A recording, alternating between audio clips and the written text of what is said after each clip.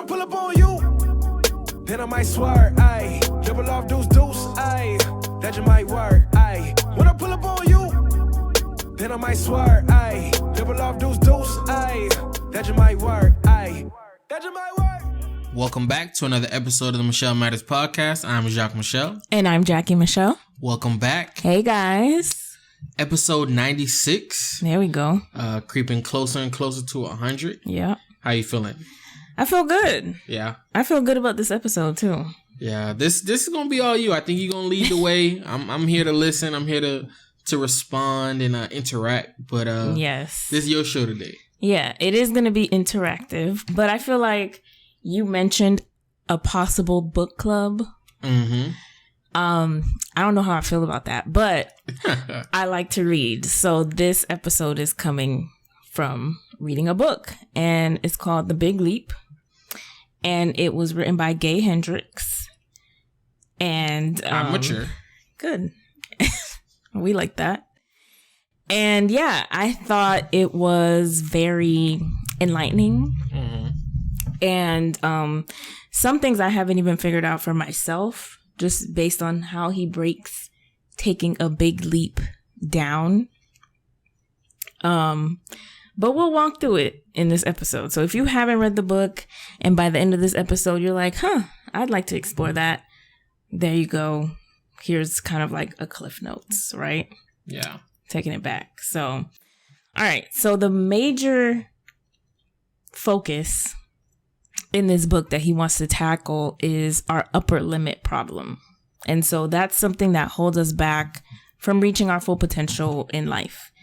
And so basically what he's saying is everyone was born with like an internal thermostat setting that determines how much love, success, creativity, whatever it is, we allow ourselves to enjoy. Uh-huh.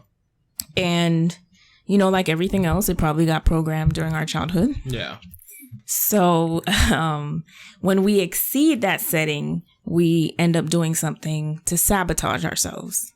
Okay. Which causes us to go back to an old familiar zone, like our comfort zone. Does he feel like everybody has this problem, or is it just... He says everyone. Everyone has an upper limit problem. Okay. Yeah. So, for example, an upper limit problem for me, I can think of two right off the bat. And one I've shared with you. So one of them would be like deflecting.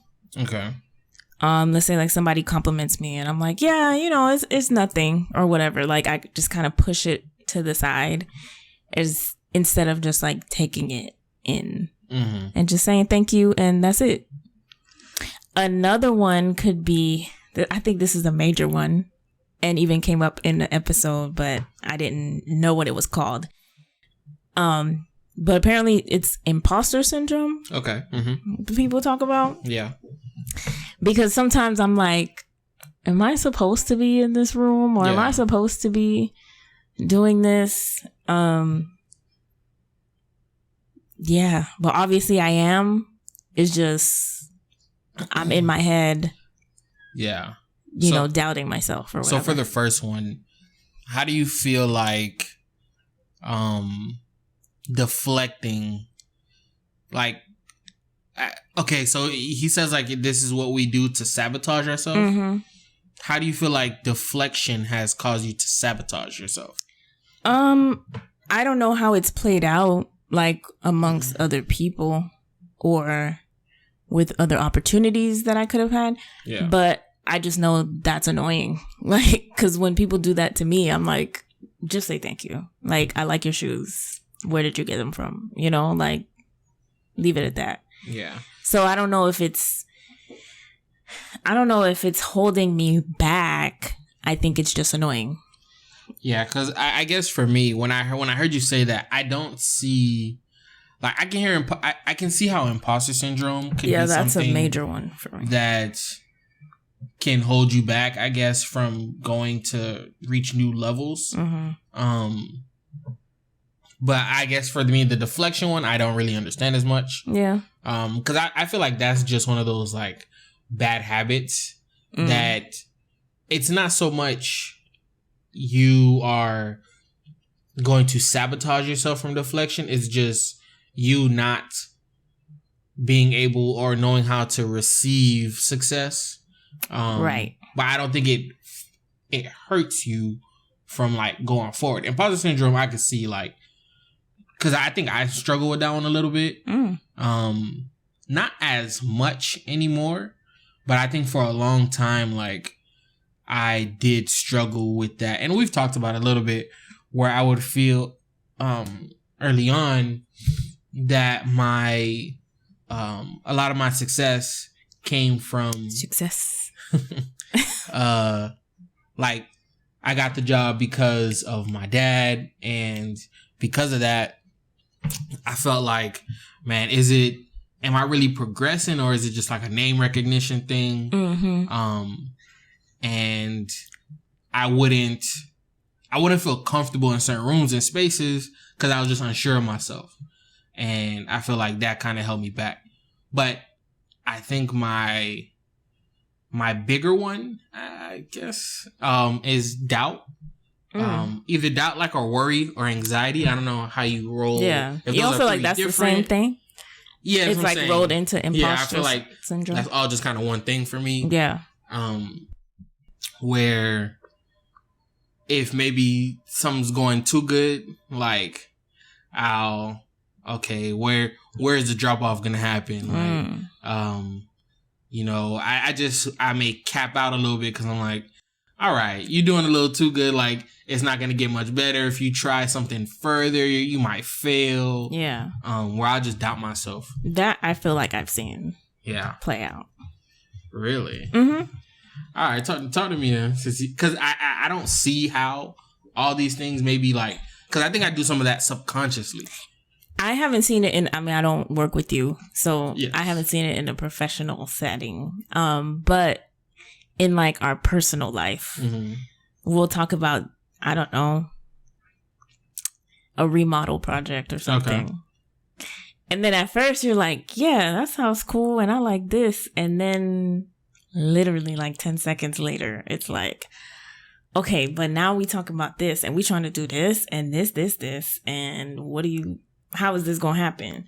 And I'm like, whoa, like we was just I planning. Think because it'll be like, okay, we'll get into the planning stages or something and I'm all in, I'm fired up. I got everything. But then when it starts to feel too real, when it starts to feel too real, I like, oh, okay, this might actually happen. Yeah, like that boyfriend that don't want to really commit because it's like, oh, dang, I just met her family. Like, this is real now. Far. I'm not going to go that far. But I am going to say, so like, when I do feel like something can actually happen, then I start to like, all the negative Nancy stuff, like some starts to come out. And I start thinking of everything that can go wrong. Everything ends up going okay. Sometimes. Yeah. Even if something goes wrong, it ends up working out in the end. The funny thing is, though, I feel like that's part of my success. Is just that. Psyching yourself up? No, like, I try to think about all the possible scenarios and outcomes. Because I feel like, man, if anything I could tackle now, let me tackle now. Yeah. And I also make calculated risk. That's me. Like, the risks I do take, I feel like, I don't even know if you could call them risk anymore because I've thought everything through so far that I know if I take this shot, I'm going to make it. It's not a difficult shot or whatever, or I've done all the preparation necessary. So I think that's also like, it helps me, but it also hurts me because there are probably risks I could have taken. But because I've worried so much and been so anxious, like I won't take it. And like I would say like jobs I could have or other opportunities. Because like I think the job I have now was a risk, but I tried to think it out as much as possible. Right. So it wasn't as much of a risk. Yeah. But then there's other opportunities now that I may have, and it's like you could take it, maybe you should take it. But I just, you know, I hold myself back sometimes. Yeah. Because of what I think might happen after. Do you feel like you, because he mentioned here that internal thermostat sometimes brings us back to like our comfort zone. So do you like being in a comfort zone? Do you thrive off of like calculated risk, like you were saying? Like, what is it for you? Yeah, I think my comfort zone is calculated risk. Okay. So like, because like I said, I don't think to call a calculated risk, I feel like is a very like oxymoronic statement, because risk that's calculated is no longer a risk. I feel like, right. You know what I mean? So I think my comfort zone is when I take like, you know, I take one step forward, I peak, and then I take another step forward.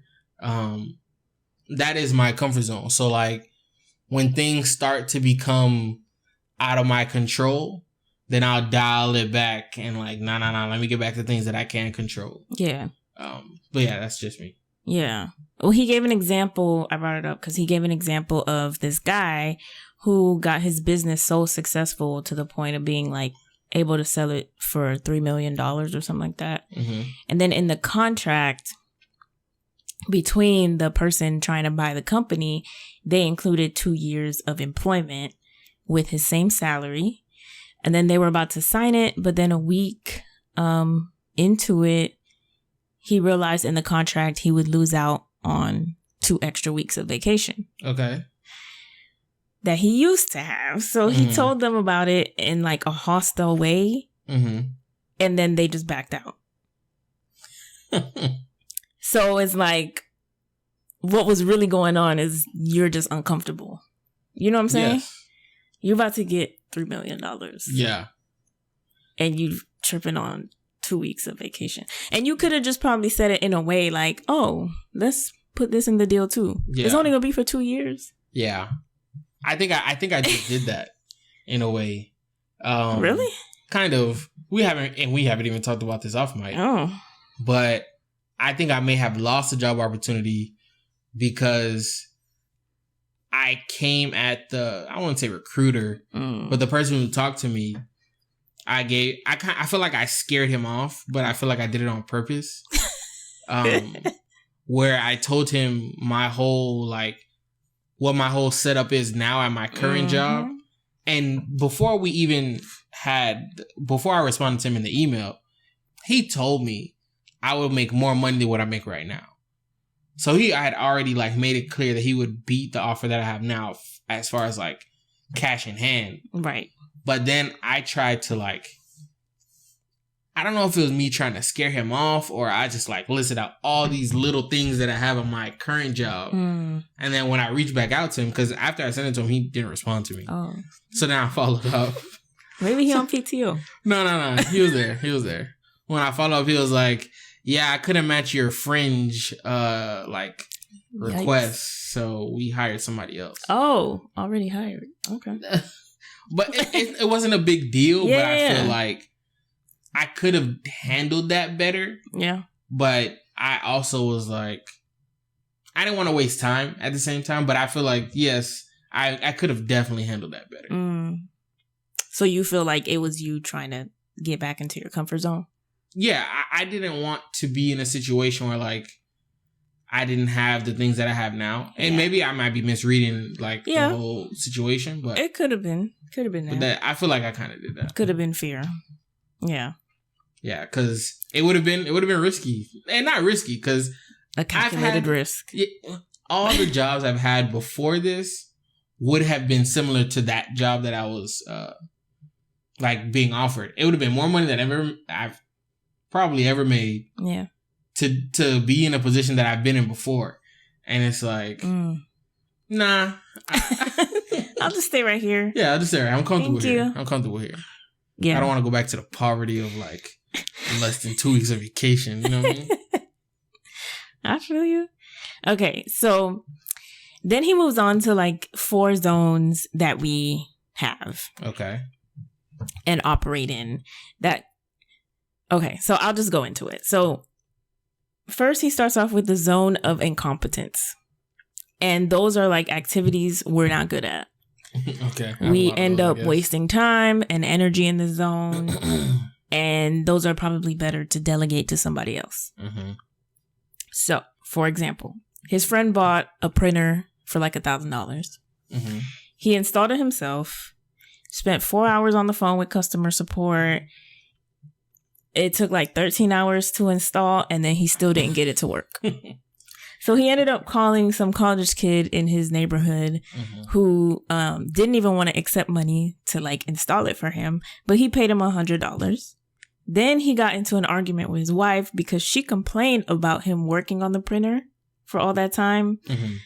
And he ended up, like, the kid in the neighborhood ended up doing it just fine. Yeah. So he basically wasted like a full day's time and ended up paying $100 for some kid who could have just done it in the beginning, you know? So like that was his zone of incompetence. I can't think of my zone of incompetence. I'm sure I have a ton. But like, let's say like, if we talk about our house and how we function in life, why are you looking like that? Like what? Keep going. I guess it would be professional. Yeah. Okay. There's nothing professional there. But I guess it would be like laundry, right? Okay. Cause I mean, I get it done. I know how to do laundry. I've been doing it since I was like 10. Yeah. But even the other day, I put a load in and you were like, that's how you do laundry? And I was like, yeah, I don't understand. Like, yeah, it says it works great for colors. Like, that wasn't my issue. What's the problem? That wasn't my issue. So yeah, so that's better for me to delegate to somebody else. Yeah, because correct. For what? Right. I think one of the good things that we did early on in our marriage is that I let you cut the grass one day. Oh yeah, and you That's broke another and you broke the lawnmower because it was dark though. Sure, whatever. I started mowing too late. Okay. I don't know what I ran over. We don't know. Yeah, but it was for the best because since then we don't have a lawnmower, so we've had to pay someone to cut our grass. Yeah. The thing about it would take me by myself, I don't know, like an hour and a half to cut the front, back, get the weed eater and trim it the way I want to trim it.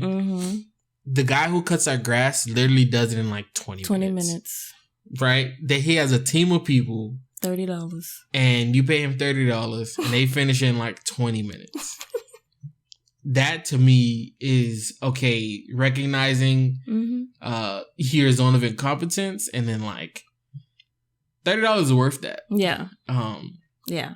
I think my time is worth the hour and a half I have is worth $30. Like I could do that. It's worth more than $30. It's worth way more than $30. So that's like a good example for me of an area where recognize zone of incompetence, hand that off to somebody else. Yeah. Is there anything in your life that you haven't delegated yet that you think you should? I feel like you are bringing that up because you think that I should delegate to other people. I'm a professional, and it is my zone of excellence, I think, which we haven't gotten there yet. Yes. Like, I just feel like I'm good at keeping like a lot of things together. Keeping a home organized, things clean. But I have other things going on in my life. And so in your eyes, you think I should just delegate that to somebody else, i.e. a Molly maid or something like that. But I'm just like, why? If... I don't want to go into the weeds on that, but... But I think, okay, do you think there's such a thing? Because we haven't gotten to Zone of Excellence, so I don't know what that is exactly yet. But is it possible that you have too many zones of excellence and it could be a hindrance to you? So. Okay. Well, what I mean by that is, if you feel like, can it be possible that someone feels like they're so good at everything that they try to do too much? Yeah. That they try to do too much. Yes. When I was explaining to jocks all of the different zones, I was trying to give an example of Beyonce for every zone. Yes. In this case, right, I would put acting for sure as her zone of incompetence. 1000%. Right? Mm-hmm. So, yes, she may get the roles, but that doesn't mean that maybe somebody else could have better served in that position. Mm-hmm. But maybe in her mind or her team feels like, you know what, you're so good at everything. Why not try this, right? Mm-hmm. And maybe she's not terrible at acting, but because she does so many other things. Exactly. She's not able to really focus on that area. That just doesn't come like naturally to her, kind of thing. So I guess I go back to this, right? So that's what you're saying, basically. Yes, that's kind of what I'm saying. Yeah. It's like, I think it can be a hindrance to someone who has, you know how they say like a jack of all trades is a master of none.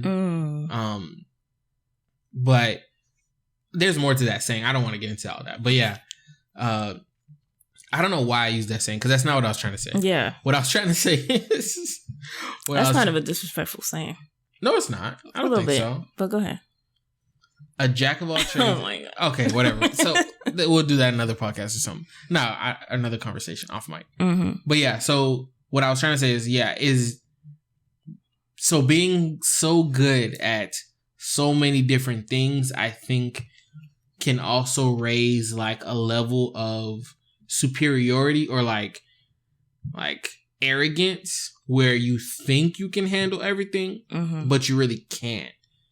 So I think one of the zones of incompetency can be delegation, maybe like not knowing how to delegate. That's good. That'll preach. But yeah, keep going. So do you feel like you know your zone of incompetence? Because I feel like talking to you right now, things are popping up in my head, but like about me. I don't know if anything popped up for you, or we can move on to the next zone. So zones of incompetence are just things that we're not good at, right? Yeah. And you tend to waste time and energy doing it. And I waste time and energy because I'm very big on like paying for things that I can't do. I'm really big on that. Like painting, right? I don't feel like painting. I'll pay somebody. Like my dad has been telling me for years. We have never paid somebody that he can.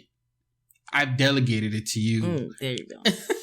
And I think it's one of my strengths. Delegating stuff to me? I think it's one of my strengths. Wait. Not delegating things to you is my strength. I think delegating in general is one of my strengths. That's why you're a project manager. Correct. Mm-hmm. It's kind of what I try to do well. Right. I don't know. Can you think of anything for me? I know you say you like to delegate, which I think you do. But there are certain times where, we want to change some wiring in the house or whatever. And you're good at it. I think you're competent. Competent. There you go. Oh, we're not there yet. We're getting there. I think you're competent, but you could be doing other things. Yeah. But I feel like you just try to prove to yourself that you can do it. Where I'm just like, 1000%. Why are we not calling our plumber? Why are we not Oh, no. Let's get clear on it. I've saved us some money over the years from not having to call like the AC man. Mm-hmm. Like when I figured out how to clear out the drain for the AC, stuff like that. I've made some strides. Okay. I would agree. Not all home improvements are like my zones of excellence. And you're a pretty handy guy. Mm-hmm. It's just the time and the energy. Agreed. The worth of that. Some stuff is just... I agree. I would definitely... If I could pay to get a lot of other things done, I'd do it, but my pocket's not built like that. So you got to kind of figure some of that stuff out. Yeah. Or you got to struggle through some of that stuff yourself. Right. Or just call an electrician that because you know a lot of them. Sure. There's that. So the next zone is the zone of competence. And this is something that we are efficient at doing, but so are a bunch of other people. That's where... Yeah, so like my handiness is competent. Yeah. I am competent at being handy. I think so. There are a bunch of people who are better at it than me. No, for sure. There are a bunch of people who are also competent. Okay, I guess. Yeah. I feel like there's always going to be somebody better than us at something. But I guess an example for me was like, if you work at the McDonald's morning shift, right? Okay. And your job is to microwave a McGriddle. They don't make that fresh? I don't think so. Oh. I doubt it. That's disappointing. Or if you work at Burger King, your job is to microwave the croissant witch. Like, that's microwaved. Okay. Let's be honest. All right. So all you got to do is press a button, make sure you take it out at the right time. Yeah. You know, and... when the alarm goes off. Well, okay. Sure. And then give it to them with a smile or not. Mm-hmm. So it's nothing out of the ordinary for the typical able-bodied person to do. Do you feel like there are a lot of things you're competent at? Yeah, for sure. Yeah. What are they? Yeah, why not? Okay. Oh, boom. All right. Maybe. So here's how it went. All right. So there was something else. For what? Incompetence or competent? You tell me.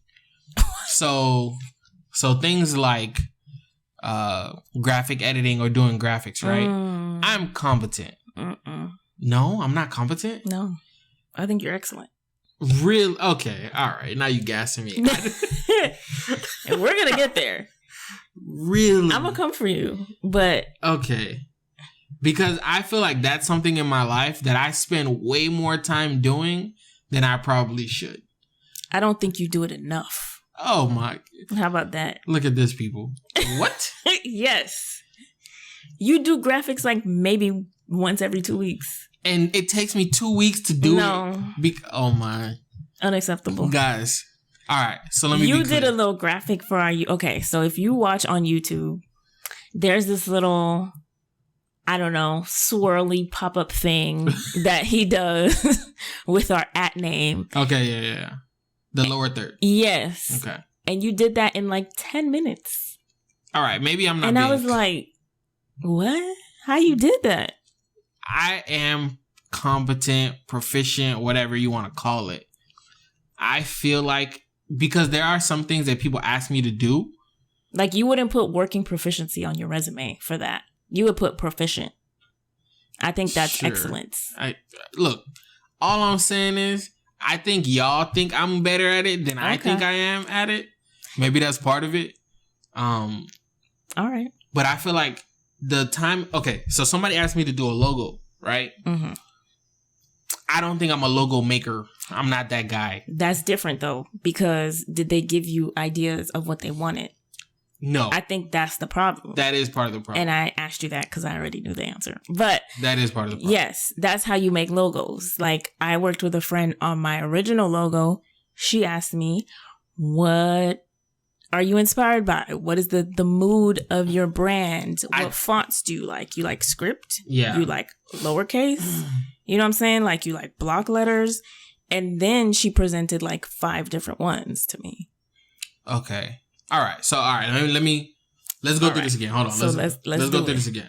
Yeah. So what I'm trying to get at is, because what I struggle with sometimes with like logos or anything that's asked of me. Yeah.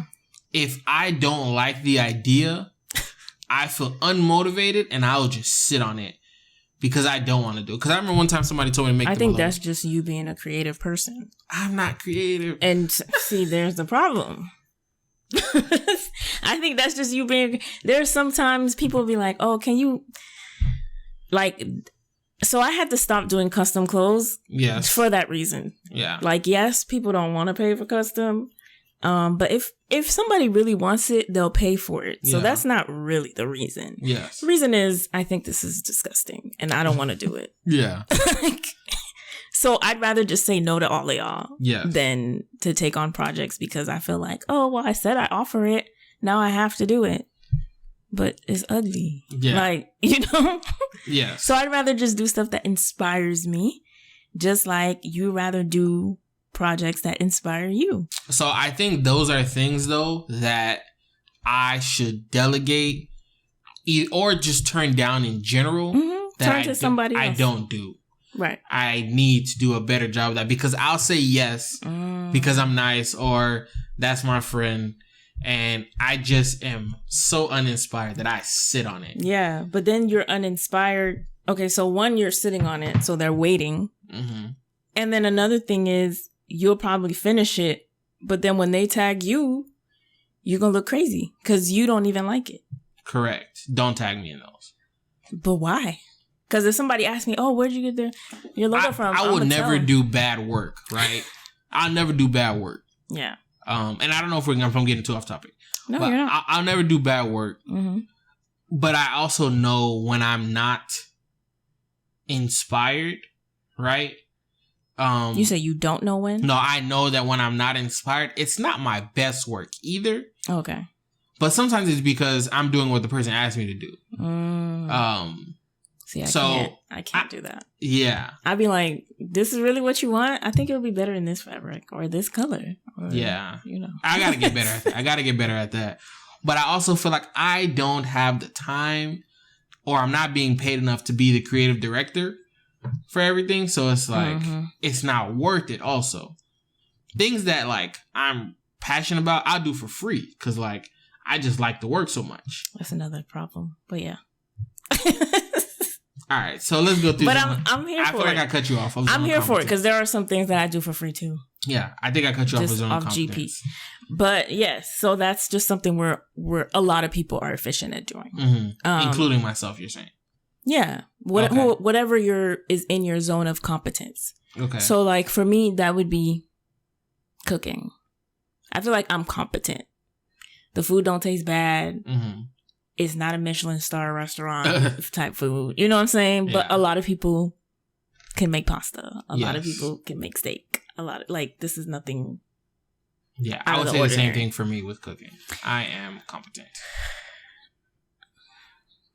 Okay. Oh, wow. I thought you were going to put me lower. Really? Because the way your face was when I said it, I was like, competent. I think it depends on what it is. Okay. Like, I feel like if it's breakfast, I'm pretty. Yeah, I'm pretty up there. Mm-hmm. If it's barbecue, you're pretty up there. I'm okay. Competent. You're pretty up there. Competent. Excellent. I'm bordering. And that's your comfort zone. And that's the problem. Your upper limit problem. I am big on under-promising and over-delivering. That's not an upper limit problem. So that's not an upper limit problem. That's delivery. That's deliverables. More so expectation. Like, okay. I don't want you to think that I am a, like, supreme, like, competition level barbecuer. And then it's... Nobody said anything about... I watched like 10 YouTube videos before I did this. And that's where you take it too far. All right. So like we posted Nobody talked about a competition. I feel you. So we posted the other day where I smoked the turkey. You did. Right? It was great. Now, I don't want people to think like, oh, snap. Because let me hit him up for catering? I'm not that guy. That's not what we're doing. Yeah, that's not what we're doing. Right. Do I think I did a good job? Yes. Mm-hmm. If somebody asked me how I did, I'll probably be like, it was okay. Because I don't want them to have an elevated expectation just in case they ever do have my barbecue. So what was programmed in you as a child that made... No, I'm joking. Oh, I was going to get into it. We're going to get on the couch. I was going to get into it. Yeah. I think you're really good. Excellent even at barbecue. Borderline. Okay. All right. So let's get into the zone of excellence. Okay. This is something you do extremely well. And most of the time, it's what we've had a lot of time to work on. Mm-hmm. And so most successful people are in this zone. So I would say technical design for me is your zone of excellence. Yeah. I've been doing it for a decade. So it almost becomes robotic. Yeah. Yeah. Okay. I would think project management is my zone of excellence. Yeah. That's where I've built up a lot of time and effort into. And I guess I feel like I do have something else, but there's another level higher than zone of excellence, right? Because I don't want to give everything away. Yeah. In my zone of excellence, where I'm like, I might be even better at X, Y, Z. Mm-hmm. So I think project managing, I am in a zone of excellence there. I'll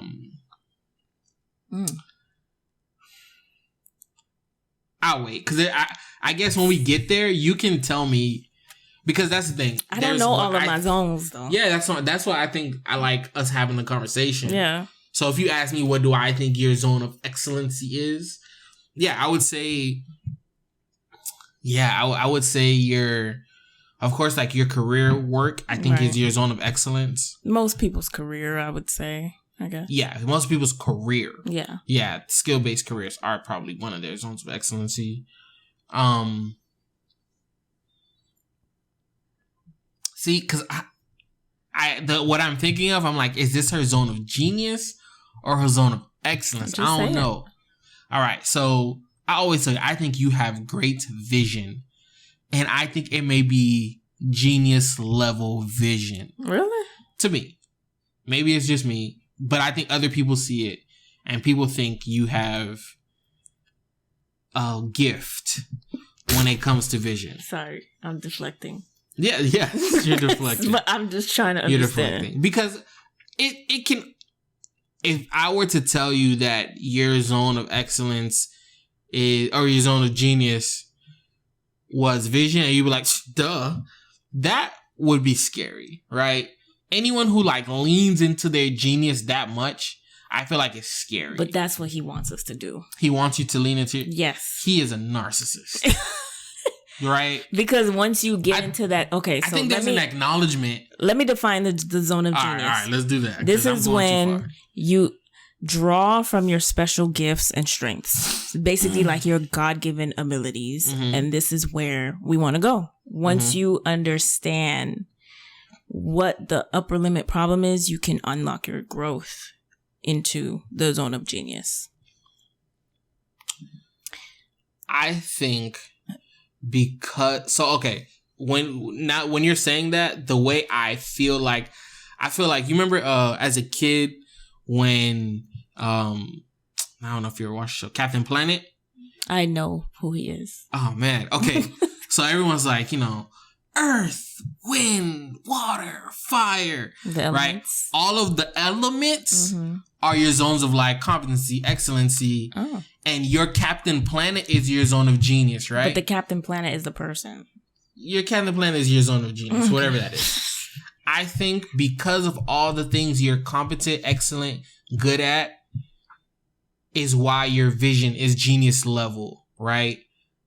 So I think because you're so good at technical design, it helps you with your attention to detail and your like, just overall like I don't know. I don't know how to describe it 100%, but I feel like all those little things make up your zone of genius or add to it. Mm-hmm. I guess you're right, because knowing what you're incompetent in and then delegating that to someone else so you can perform at the other stuff makes you genius level? Is that what you're saying? I guess. So yeah, I think those things together combined help support what your genius level at. So, and I also find that, so I guess I would want to know what you consider your zone of genius. Or have you never? I have been reading this book. This has been, I haven't even been reading it. It's an audiobook. I restarted it like 4 times. Yeah. And I still was like, what's happening? Like, I don't know. I don't know what these zones are. And I've been reading it probably since top of the year. Yeah, it's been a minute. Because we've kind of had like small conversations about it. And every time I'm like, it's getting good. Yeah. And then I'd be like, I gotta start over. Yeah. Yeah. So I don't know what my zone of genius is. Do you see that? Do you feel like you can see it in others? Sometimes. It depends on the person. Mm-hmm. Sometimes it's like a trait, not necessarily like things that they do. Not a skill per se. Right. But I feel like you could use that for something. Yeah. Like outside of the cubicle that you're in. You know what I'm saying? Yeah, like for sure. Yeah. But I don't know what. That's for them to discover. Yeah. And he talks about the moment of discovery, which we'll get into. But yeah, I don't know. I mean, hearing from you about vision, I'm like, okay, I guess. I think you see things like you can see a blank room, or everyone else sees a blank room, and I feel like you see something, and I just be like, I don't know what she sees, but I trust her. I think like the other day, I was building the bookshelf, the bookcase, whatever. And then you were like, put it over here. I think it'll look good over here. Because we had discussed a whole different wall. Yeah, that's what I'm saying. Yeah. I've never looked at that wall and thought, bookcase would look good right there. Now, once again, I may just have, because I don't think like I'm incompetent at like design. I feel like I'd be seeing like, okay, I like how this looks, or I like how that looks, but I'm not best at like, it will also work in my space or whatever. I feel like you, next level, blank canvas, you give it to her, she'll turn it into something. And I think other people see it in you even. And I think it's a gift. I think it's a gift to be able to do that. It's like your superpower to me. That's one of your superpowers to me. And I also feel, well, I don't know if I'd call it your zone of genius, but maybe your zone of excellence. I think discipline is a zone of excellence for you. I think you're like super disciplined. Or you can be. You show like ability to be excellent at that. Thank you. Yeah, there you go. Accept it. Don't deflect. Accept it. I will figure out in my moment of discovery how what that looks like. And I think I think your gift of vision, when you really channel it into your business, I think it'll like flourish. But that's a whole nother discussion topic, everything. Yeah. And I don't want to talk too much, but for me, I think my zone of genius, even though no one asked, I'll say it. I want to know. I'm joking. That's what I was going to ask. I'm joking. For me, I think my zone of genius is a mixture of like coaching, teaching, and leadership. Like, I feel like that's like where I feel like my Captain Planet powers have come together. Yeah. I think you're very relatable and understandable. So like you can break down things in a way that makes it just clear to like people will say stuff and I'm just like, okay, so what was this whole conference about? Like what are we here for, right? And then you could do that in like 10 minutes. Yeah. Like when we have Bible studies even together, you'll be like, this is what it is. And then you'll relate it to something that is related to things that I do or, you know, things in the world. And I'm like, oh, this makes sense now. Like I've actually never looked at it from that perspective. Yeah. So I think that's why you're so good with like young, should I call them men? Yeah, I guess. Young men and coaching them. Because you're a human, like you get down to the humanity of the thing, you know, which makes them like even gravitate to you once they're older. Like, oh yeah, I'm going through this, and then like people will just be on our couch. I'm like, oh, okay, you're back, welcome. Yeah, and I love that. Yeah. Okay. So yeah, I think that's your. I accept it. And yeah, when you talk about like leaning into that, I am trying to lean into it more. But I do feel like that's where I operate best, like at my highest level. I feel like when I'm doing those things. I think you're also a creative. Sis. Carry on. I'm gonna let you finish. Go ahead.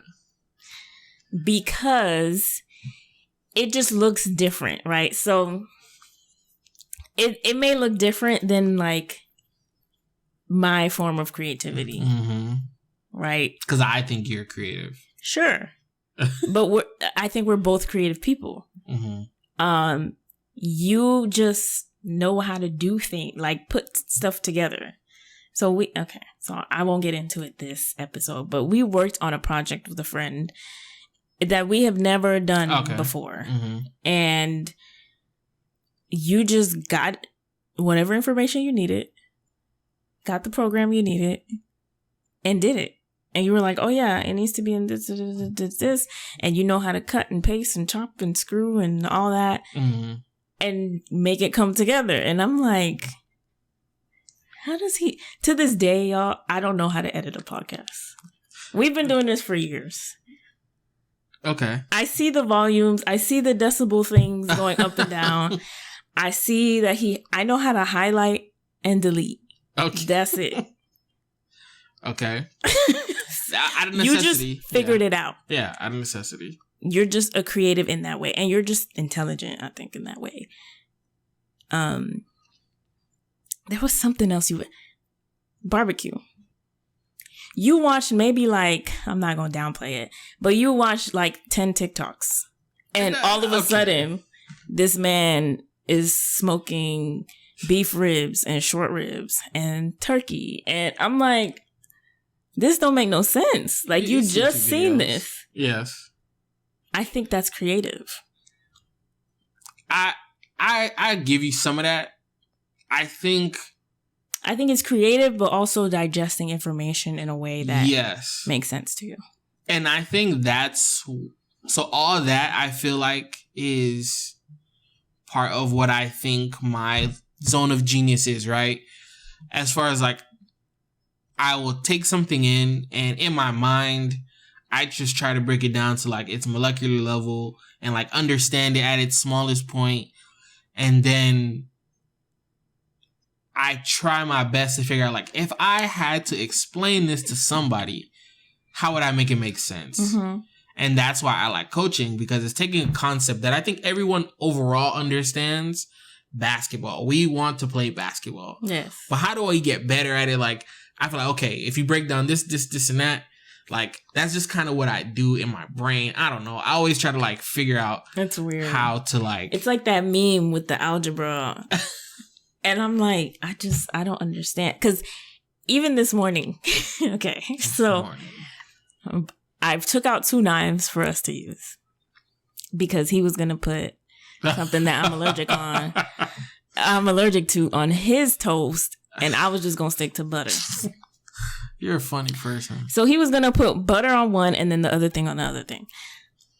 And I'm like, okay, let me get a third knife because I don't want, cross-contamination. Yes. And he's like, no, I'll just use this knife. Just keep this. I'm over here switching knives. I was like, yo, what is she doing? And he's like, bruh, just listen to me. Like, I'm going to use this knife. You can keep your knife. We don't have to use a third knife. Yes. And I was like, oh, that did make sense. Like, why did I complicate it? I don't know. That's funny. I don't think that's genius. But yeah. But that just shows how your brain works. Yeah. I just take the long way home. And you just be like. Correct. It's a shortcut. And like, when it comes back to like your childhood and all that stuff, like that was me. I was always trying to figure out the fastest way to do something because I'm a kid. I want to get to play outside. I want to go do other stuff. Right. Bruh, there has to be a better way to do this. That's my life. There has to be a better way to do this. Yeah. And I try to figure it out. No, I'm like, it's chill. Whatever. It'll get done. Like, I know I'm going to get it done. Yeah. You a hard worker. If it takes 5 hours, it's okay. You are a hard worker. I am trying to get by. You work smarter, not harder. There you go. I try to do that. That's great. That's a good place to be. That's genius. All right, so get into the next. Yeah, so the moment of discovery. This is where you basically discover and feel like there's more for you, or that there's something you're falling short on. So then that you're basically on the threshold of like a greater opportunity to change whatever that is that you're thinking of. So one moment of discovery the author had was when he was at work once and was fine, happy, enjoying his life. And then out of nowhere, he just started thinking about his daughter, who was away at camp. Mm-hmm. And he was thinking about like, oh, well, what if she's lonely right now? What if people are making fun of her? And he called the camp, I guess, hotline. I don't know. The camp number. And the lady was like, no, she's fine. Like, I'm looking out the window. I can actually see her from where I am. Yeah. She's playing soccer. She's having fun. And then he's realizing like, I was literally just fine. Like, why did all of a sudden I start thinking about, why did I let my mind go there? That's me. And so he realized it's because he didn't want to believe that he can live in like a happy place for too long. Because he said he was fine and happy at work. And then just started thinking the world was burning. Yeah. So, he says to like ask yourself certain questions or whatever. One of them was, how can I extend the periods of contentment in my life? And then the other one, these are the two that stuck out to me. Can I allow myself to live in peace and harmony all the time? The first one's easier to answer. The second one, I guess. Is it? For me. How you can extend contentment? Yeah, I can, in my mind, I can probably come up with some things I could do to be happier longer. Mm-hmm. I think I need to enjoy moments more. And instead of like rushing to figure out what could go wrong, just, enjoy that it's going good. Yeah. And not automatically start to like poke holes in whatever situation I'm in because, it's too good to be true. Mm-hmm. Sometimes things are just good. Yeah. So I think just leaning into enjoy the moment. Yeah, I think that's an important. I feel like something just came up in your mind, but we could talk about it later, I guess. Sure. Yeah, I think for me, and this is another book that I read. I forgot who wrote it, but it was on boundaries. Okay. And when I stick to the boundaries that I set, I am way more content about life for longer periods of time. Okay. Because I'm like, oh, this is what I said, and I stuck to it, and that's it. Like, I'm operating within that realm that I set for myself. Mm-hmm.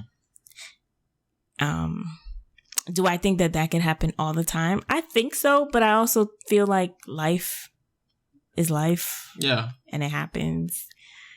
And so you gotta kind of just roll with the punches sometimes. But how do I stay in that moment, I guess, or zone, or however I want to operate when curveballs happen? That I don't know yet. Yeah. Because people talk about setting boundaries, but then what if you don't know when the boundary is not going to be there. It just happens. Yeah, I trying to find that zone of it is what it is. What? That's an interesting way to put it. It's finding just that level of it is what it is. Yeah. When I was a kid, Yeah, like what are you gonna do? My dad, he's very much that person. But he's like that all the time. Yeah, but like he's one of those people when he sees like other people panicking, it's like, je le passe, le passe. Like how it happens is how it happens. Like there's nothing you can do right now that's gonna change this. Just like let it rock. But when it comes to happiness, right? I think it's harder to stay there just because, at least for me, I'm ready for the fall off. Because life's not sweet like that. Yeah. You know what I mean? Right. And I think one of the ways I can do is celebrate more. I think that's one way I can live in that moment more, is to celebrate more. I don't celebrate enough. Like, so, okay. For me, and this is one of those things from my childhood, like, I don't like to like hang out or party or do anything until the weekend. Because why? You haven't done anything yet, right? Because you have to deserve a celebration. What is there to celebrate on Monday? Like, you know what I mean? The breath. You went to happy hour on Wednesday. You got to go to work on Thursday. Yeah. Like, why are you celebrating now? The work's not done yet. You know what I mean? But I think if I were to let go, that's so American, and be able to celebrate a Monday, then I think I could extend periods of contentment in my life, rather than just like, okay, that was cool, that was a nice win on a Monday. I think it's because you're thinking of it in terms of days. Sure. When it's just like, this is just another breath. Like, I think because I break up life into like segments and weeks and quarters, and so like, yes, it's only Wednesday. Something could go wrong tomorrow. Don't celebrate too early. You know what I mean? Yeah. Like, wait till Friday. Wait till it's the weekend. Then you could really celebrate. And then Monday we back at it. Like, and then what if something goes wrong on Saturday? Then you screw. Now your whole weekend is shot. Yeah, then you screw. For sure. I'm not saying the logic is like impenetrable. Yeah. But that's my logic. Okay. That's my logic. But I think going against that would help extend my periods of contentment. Yes. Being able to celebrate more. Yeah. Or celebrating more. I agree. Yeah. Yeah. That's one of my goals for 2022. Hey. Oh, yeah. Yeah. You did say that. Yeah. I just want to have a lot of fun. Yeah. So, when do you feel like you've ever had a moment of discovery where it's like, ooh, I think I need more than this? Whatever that this is. I had moments of discovery. It doesn't even have to be work. Yeah, because that's what comes to my mind first. Yeah. But yeah, I felt like that for sure. When I look because I don't know if I could pinpoint it, but sometimes when you see like people who are successful, it's like, okay, like I could do more, and especially relatable people who are successful. Yeah, it's like, okay, it's not unattainable. This is attainable, and then it makes me want to do certain things. And I think so. My mom asked me one day, if you weren't doing what you're doing right now, what job would you have? And I had to like stop and think. Y'all be having some interesting conversations that you never mentioned. We've talked about this. You just don't be listening to me. No, not on the podcast. Anyway, so everything else on the podcast. So my mom asked me, what would I be doing if I wasn't doing what I'm doing right now? And I think at that moment, I had a moment where like I made a decision, like, oh, I think I would do this. Okay. And what? Is a podcast that should be more open? Keep going. No, but I know what it is. I think, I know what it is. Oh, okay. So yes, because we've had this conversation. I feel like. So yeah, so when I never really thought about it until that moment, and I took that as like, oh wow, I learned something about myself that I think is a new goal for me to do, and whatever, that's in motion. But yeah. Okay. What about you? in my mind, I feel like I can think of one, but go ahead. For me? Kind of. I don't know if it's a moment of discovery, but I don't even think you're thinking what I'm thinking. Probably not. So go ahead. You go. No, say what you're going to say, and then I'm going to just go ahead. So I don't know when you came to the conclusion, but when you're like, yeah, I don't want to work for people no more, I just feel like you discovered something inside. But go ahead. Yeah, I feel like I always knew that somehow. But the moment I was thinking of was when we weren't together. And literally, talk to me. That, like, I don't know what the exact moment was, but once it hit, it was like, I gotta go get it, like, apply. Go be with him. Because that wasn't the only thing going on in my life. Yeah. It wasn't just you. But, like, I was literally crying every day because you miss me that much. At work. Wow. And calling you. And because we were still talking, you know. It was at some point we were friends again.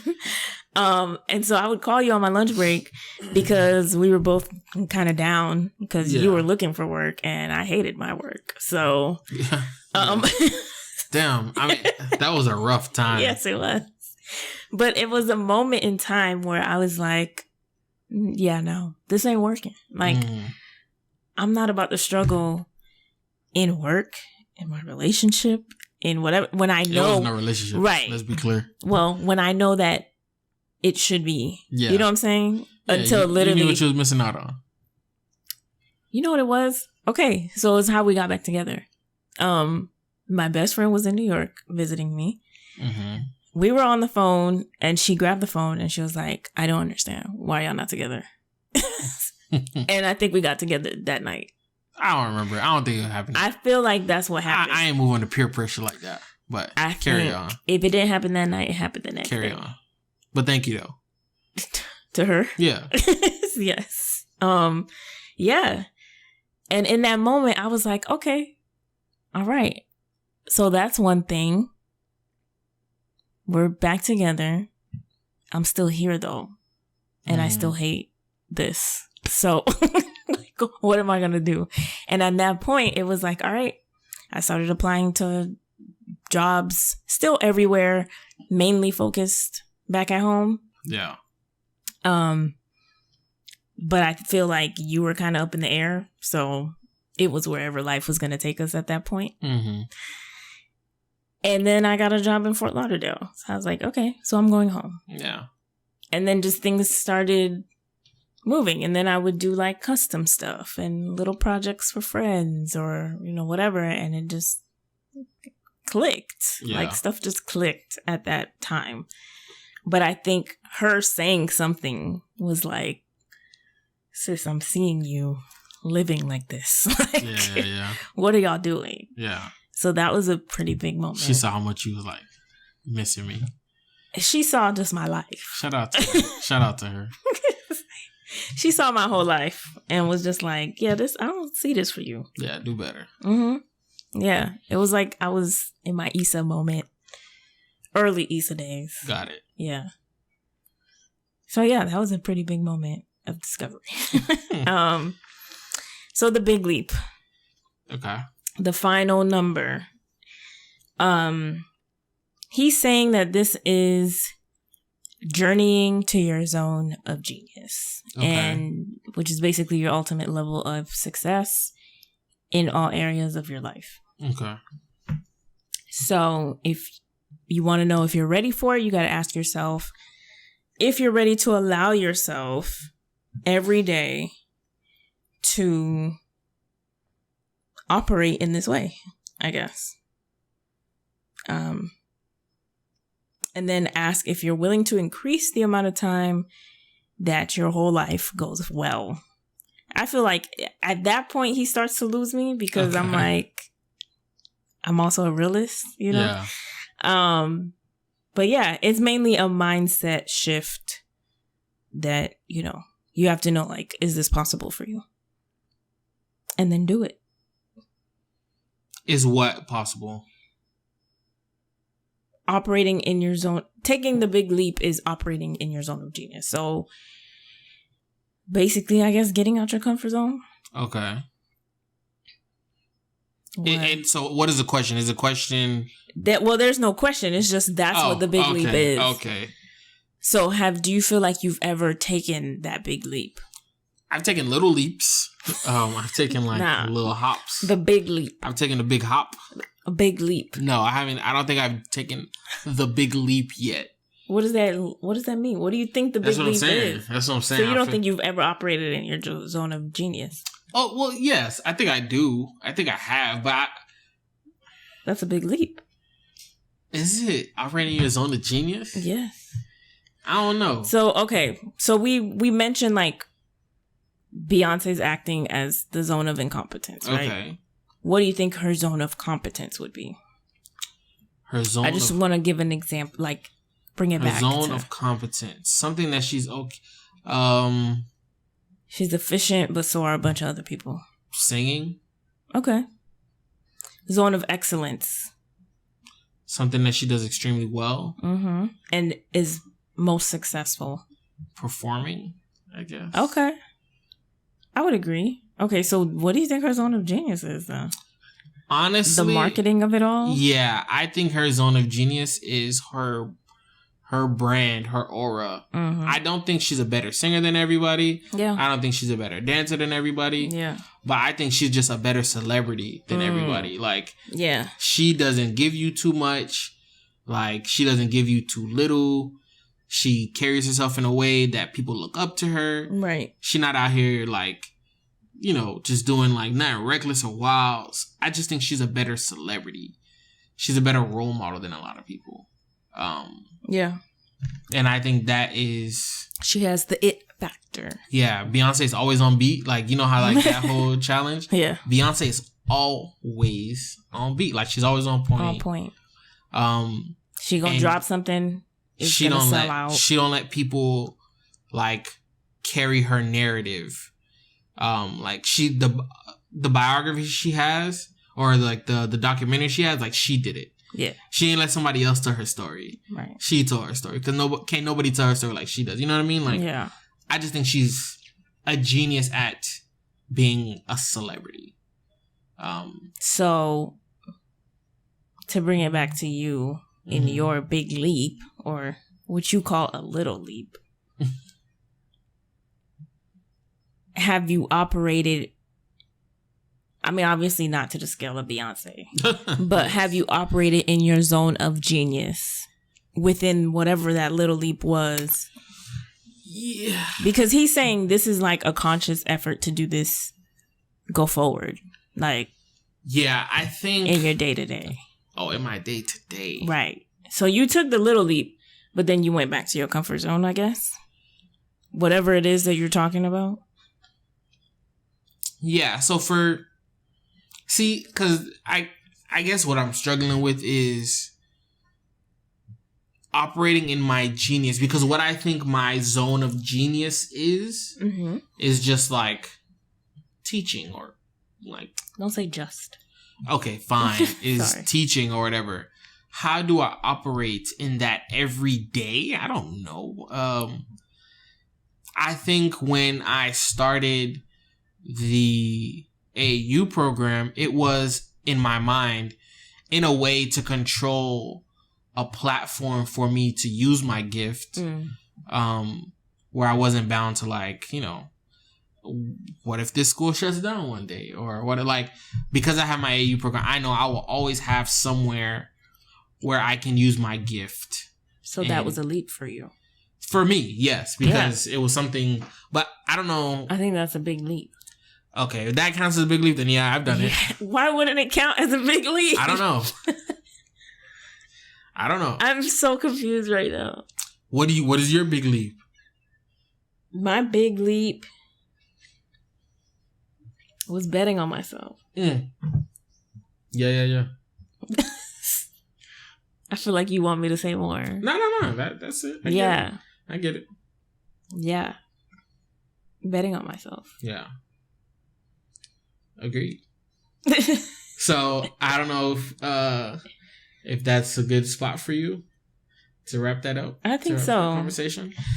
I would love to hear some of you guys' big leaps. Definitely. I want to hear what you guys consider your zones of incompetence, competence, excellence, genius, and what your big leap is.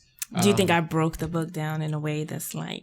Because I think those were the main points. Yeah, I guess my ultimate thing would be, okay, what is he really trying to convey here? Is he trying to convey like... He wants us to stop being mediocre. He wants us to stop being mediocre. Okay. To operate in your God-given gifts. Okay. And I don't know if he loved the Lord. I don't know if that would... Because I wrote a lot of notes, so I don't know if I just threw that in there. But he said special gifts and strengths. Okay. So to me, that's like... Your talent. This is... You can do this. You know what I'm saying? Yeah. Like, you are built for that. Yeah. Yeah. And... I feel like when I was working in the corporate space, I always said this. I was like, if people would just do what they were created to do,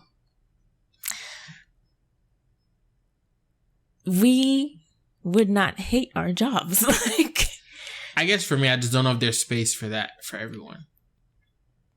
Why not? Because of the way we live, I think some people have to do mundane things that I don't expect people to love. You know what I mean?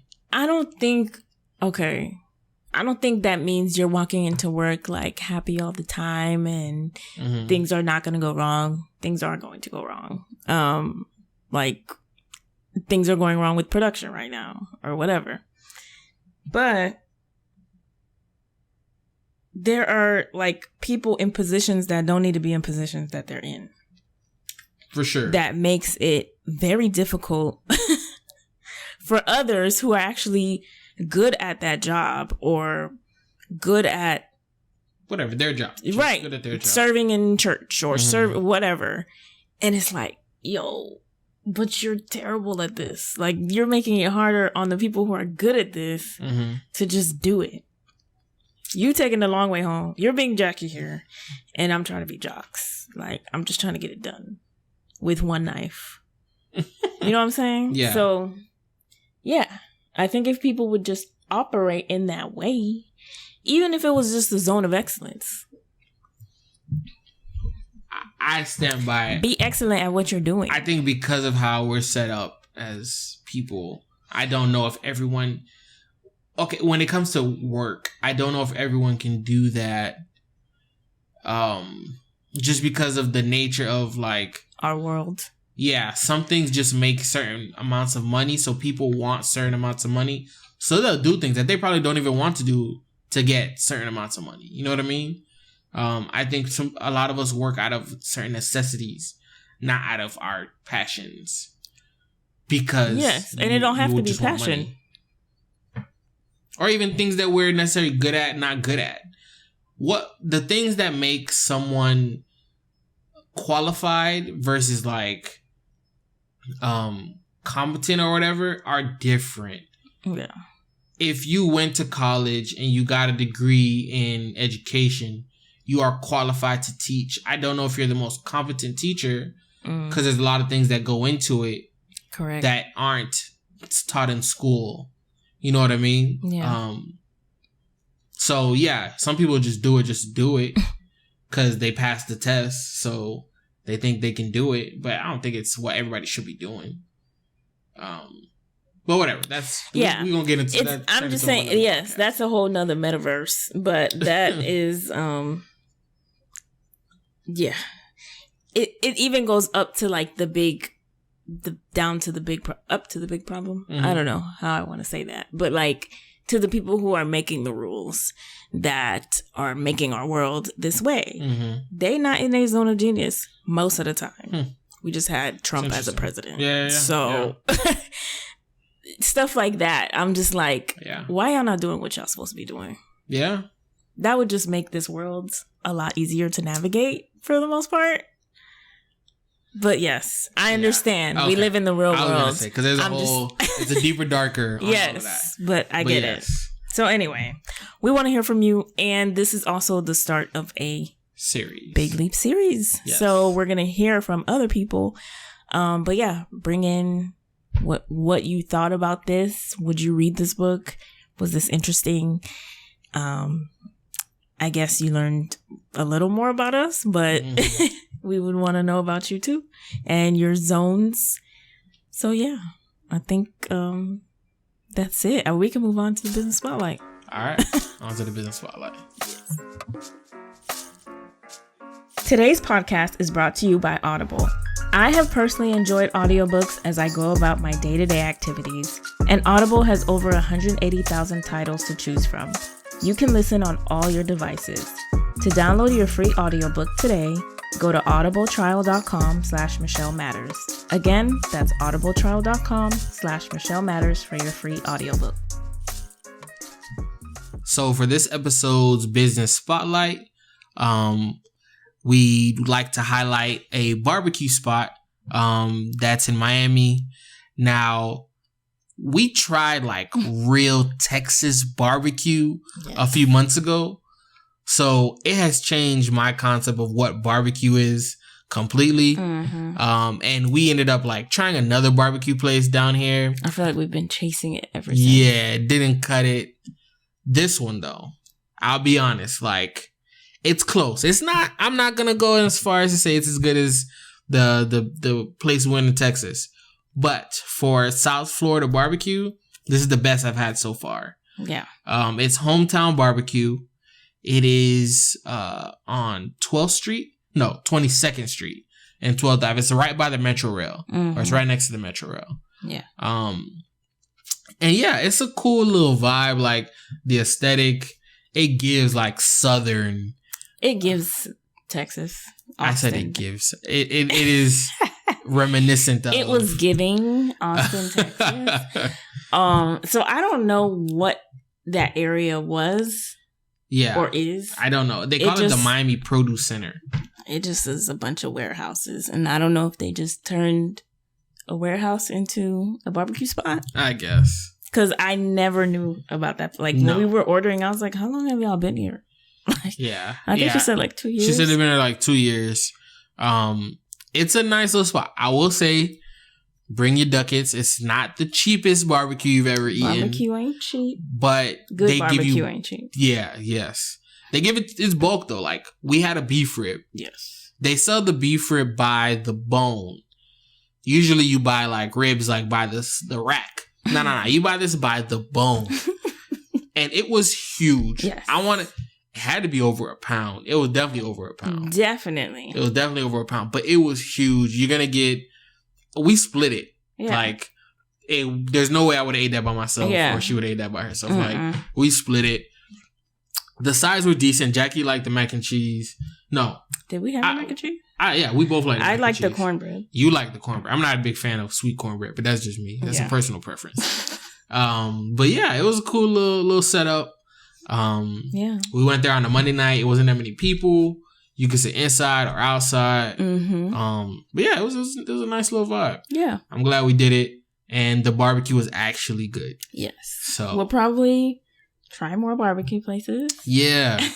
Especially as I'm like smoking more meats and stuff. That's what Watson is. But it's gonna be something that we'll go around trying more. And we'll give you guys our review. So for now, Hometown Barbecue is the best we've had in South Florida so far. Thus far, yes. But the search continues. Yep. And that's it, I think. Yeah, that's it, man. Another episode in the books. Yep. This was a long one. I hope y'all enjoyed it. Bye. When I pull up on you, then I might swear, ayy. Double off deuce, ayy. That you might work, ayy. When I pull up on you, then I might swear, ayy. Double off deuce, ayy. That you might work, ayy. That you might work. That you might work.